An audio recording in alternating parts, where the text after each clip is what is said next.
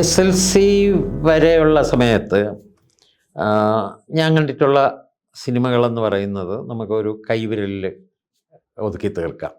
അതായത് പറയാ അന്ന് കണ്ട സിനിമകളെന്ന് പറയുന്നത് ഭക്തകുചേല, സീതാരാമ കല്യാണം, ശബരിമല ശ്രീ അയ്യപ്പൻ, ഇതൊക്കെയാണ്.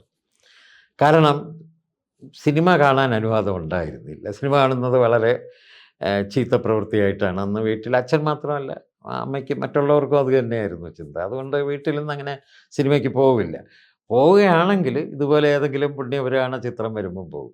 പക്ഷേ എന്നാലും ഇതിലൊരു രസമുള്ളത് എന്താ വെച്ചാൽ, എന്നെ ആദ്യം സിനിമ കാണിച്ചത് അച്ഛനാണെന്നുള്ളതാണ്. അത് ഈ പറഞ്ഞ കോഴിക്കോട്ട് താമസിക്കുന്ന കാലത്ത് ഒരിക്കൽ എന്നോട് ചോദിച്ചു, "നീ സിനിമ കണ്ടിട്ടുണ്ടോ?" എന്ന് ചോദിച്ചു. അപ്പം ഞാൻ ഇല്ല എന്ന് പറഞ്ഞു. "എന്നാൽ നാളെ നമുക്കൊരു സിനിമ കാണാം" എന്ന് പറഞ്ഞിട്ട് എന്നെ വിളിച്ചുകൊണ്ട് പോയി. അപ്പോൾ അന്ന് എനിക്ക് വേറെ ഒന്നും തോന്നിയില്ല. പക്ഷേ ഒരാകാംക്ഷയുണ്ടായിരുന്നു. കാരണം എൻ്റെ ക്ലാസ്സിൽ സിനിമാ ഭ്രാന്തന്മാരായ ചില കുട്ടികളുണ്ടായിരുന്നു. അവരൊക്കെ MGRൻ്റെയും പ്രേം നസീറിൻ്റെയും ഒക്കെ സിനിമ കണ്ടു വന്നിട്ട് ക്ലാസ്സിൽ വലിയ കഥ പറച്ചിലും അതിൻ്റെ സ്റ്റണ്ട് രംഗങ്ങൾ അവർ അവിടെ അഭിനയിക്കലും അങ്ങനെ പരസ്പരം അടികൂടലും ഒക്കെ നടക്കാറുണ്ട്. അപ്പോൾ അതുകൊണ്ടത് കാണാൻ വേണ്ടി പോയി. പോയപ്പോൾ അത് സീതാരാമ കല്യാണം എന്ന സിനിമയായിരുന്നു. എനിക്ക് നല്ല ഓർമ്മയുണ്ട്. വർഷങ്ങൾ കഴിഞ്ഞപ്പോൾ ഞാൻ നോക്കി അത് എന്തായിരുന്നു ആ സിനിമ, ആരുടെ ആയിരുന്നു. കാരണം മലയാള സിനിമയുടെ കഥയൊക്കെ എഴുതുമ്പോൾ തീർച്ചയായിട്ടും ഈ പടങ്ങളൊക്കെ വരുമല്ലോ. നോക്കുമ്പോൾ അത് മലയാളം ഡബ്ബിംഗ് ആയിരുന്നു.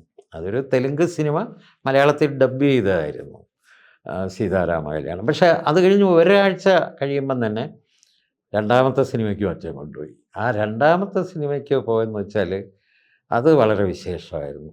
ഒരു ഞായറാഴ്ച രാവിലെ അവിടെ ചെല്ലുമ്പോൾ എല്ലാം ഒരു പ്രത്യേക തരം ആളുകൾ, അച്ഛൻ്റെ പരിചയത്തിൽപ്പെട്ട കുറേ ആളുകളുണ്ട്. അവരെല്ലാം സംസാരിക്കുന്നത് സ്വാമി വിവേകാനന്ദനെക്കുറിച്ചുമൊക്കെയാണ്. അപ്പോൾ എനിക്ക് ആ പടം ഒരു സിനിമയുടെ അറ്റ്മോസ്ഫിയർ അല്ല അവിടെ നടക്കുന്നത്. ഏതായാലും തിയേറ്ററിൽ കയറി കഴിഞ്ഞപ്പം പിന്നെ സംസാരത്തിൽ നിന്ന് മനസ്സിലായി അതൊരു ബംഗാളി സിനിമയാണ്.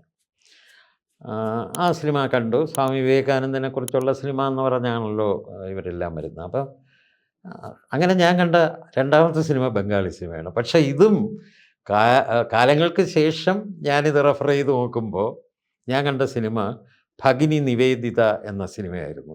ആ വർഷത്തെ ദേശീയ അവാർഡ് കിട്ടിയ, ഏറ്റവും മികച്ച ചിത്രത്തിനുള്ള ദേശീയ അവാർഡ് കിട്ടിയ സിനിമയായിരുന്നു.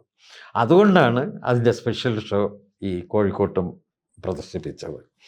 അപ്പം അങ്ങനെ നോക്കുമ്പോഴേക്കും ഞാൻ കണ്ട രണ്ടാമത്തെ സിനിമ, ഈ പുണ്യപുരാണ ചിത്രങ്ങൾ കാണുന്നതിൻ്റെ ഇടയിലും ഞാൻ കണ്ട രണ്ടാമത്തെ സിനിമ എന്ന് പറയുന്നത് ഒരു ബംഗാളി സിനിമയാണ്, ദേശീയ അവാർഡ് കിട്ടിയ സിനിമയാണ് എന്നും പറയാം. അപ്പം ഇതൊക്കെ കഴിഞ്ഞ് ഞാൻ പ്രീ ഡിഗ്രിക്ക് തിരുവനന്തപുരത്തേക്ക് വരുമ്പോഴാണ്, അപ്പോഴേക്ക് എനിക്കൊരു പുതിയ സ്വാതന്ത്ര്യം കിട്ടുകയാണ്. കാരണം അവിടെ ഇപ്പോൾ ക്ലാസ്സിലൊന്നും അധികം ആരും അങ്ങനെ കയറുന്നൊന്നുമില്ല. ഞാനപ്പോൾ ഉച്ച കഴിയുമ്പോഴേക്ക് സിനിമാ തിയേറ്ററിൽ പോകാനുള്ള വഴി നോക്കി. അങ്ങനെ സിനിമാ തിയേറ്ററിൽ പോകാൻ തുടങ്ങി. നല്ല സ്വാതന്ത്ര്യമാണല്ലോ കിട്ടിയത്. മാത്രമല്ല ഈ പഠനത്തെക്കുറിച്ച് ഒന്ന് പറയാനുണ്ട്. SLCക്ക് ഈ മലയൻകീഴ് ഹൈസ്കൂളിലെ ഏക ഫസ്റ്റ് ക്ലാസ് ആയിരുന്നു ഞാൻ SLCക്ക്. അപ്പോൾ സ്വാഭാവികമായും അന്നത്തെ നിലയ്ക്ക് ആളുകളൊക്കെ വിചാരിച്ചു ഞാൻ ഫസ്റ്റ് ഗ്രൂപ്പ് അല്ലെങ്കിൽ സെക്കൻഡ് ഗ്രൂപ്പൊക്കെ എടുത്ത് പഠിക്കുമെന്നാണ്. പക്ഷേ ഞാൻ പോയത് സംസ്കൃത കോളേജിലായിരുന്നു പ്രീ ഡിഗ്രിക്ക്.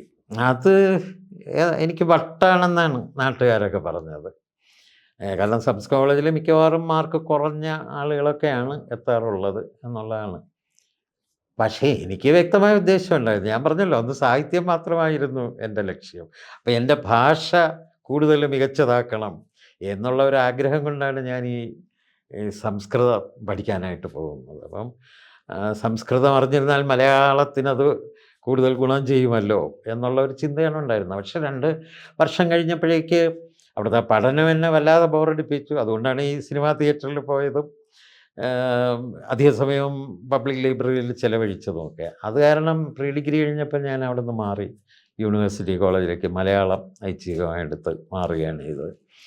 അപ്പോൾ ഏതായാലും ഈ കോളേജിൽ വരികയും സിനിമകളിങ്ങനെ കാണാൻ പോവുകയും ചെയ്തു തുടങ്ങിയപ്പോഴാണ് സിനിമയെക്കുറിച്ച് കൂടുതൽ ഒരു താല്പര്യം വരുന്നത്. ആ താല്പര്യം വാസ്തവത്തിൽ SLCക്ക് പഠിക്കുന്ന ആ അവസാന ഘട്ടത്തിലേ ഉണ്ടായി. അപ്പോഴാണ് ചെമ്മീൻ റിലീസ് ചെയ്തത്. ചെമ്മീൻ റിലീസ് ചെയ്തപ്പം നാട്ടുകാരൊക്കെ അന്ന് ഒരു ഉത്സവം പോലെ ആണ്, ഉത്സവത്തിന് പോകും പോലെയാണ് ഈ ചെമ്മീൻ കാണാൻ പോകുന്നത്. എനിക്കിപ്പോഴും ഓർമ്മയുണ്ട്, ഞാനന്ന് ട്യൂഷൻ പഠിക്കാൻ പോകുമായിരുന്നു കണക്കിന്. കണക്ക് ഇത്തിരി മോശമായിരുന്നു. അപ്പം കണക്ക് പഠിക്കാൻ പോകുന്ന ആ സാറിൻ്റെ പേര് കട്ടബൊമ്മൻ എന്നാണ് ആ സാറിനെ എല്ലാവരും വിളിച്ചിരുന്നത്. എല്ലാവർക്കും പേടിയാണ് സാറിന്. അപ്പം എന്നെ ശിക്ഷിക്കേണ്ടി വന്നിട്ടില്ല. എനിക്ക് ഇത്തിരി പിന്നോക്കമാണെങ്കിലും ഈ കണക്കിൽ. അങ്ങനെ ഇരിക്കുകയാണ് ഈ ചേട്ടന്മാർ പറയുന്നത്, "നീ ചെമ്മീൻ കണ്ടില്ലേ?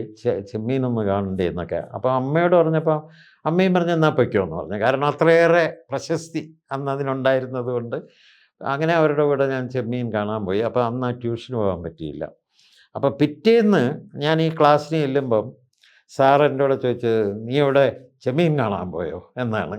അപ്പോൾ അതിൻ്റെ അർത്ഥം എന്ന് പറയുന്നത് എല്ലാവരും ചെമ്മീൻ കാണാൻ പോകുന്നു. ചെമ്മീൻ കാണുക എന്നുള്ളത് ഒരു മസ്റ്റ് ആയിട്ടുള്ള ഒരു സംഭവം പോലെ ആയിപ്പോയിരിക്കുന്നു. അപ്പോൾ അത് കണ്ട ശേഷം ഞാൻ ഈ മലയൻകീഴ് ഗ്രന്ഥശാലയുടെ അടുത്ത് നിൽക്കുമ്പോൾ അവിടുത്തെ ലൈബ്രറിയനായ ഒരു സാറുണ്ട്, ഉണ്ണി സാർ എന്ന് പറഞ്ഞിട്ട്.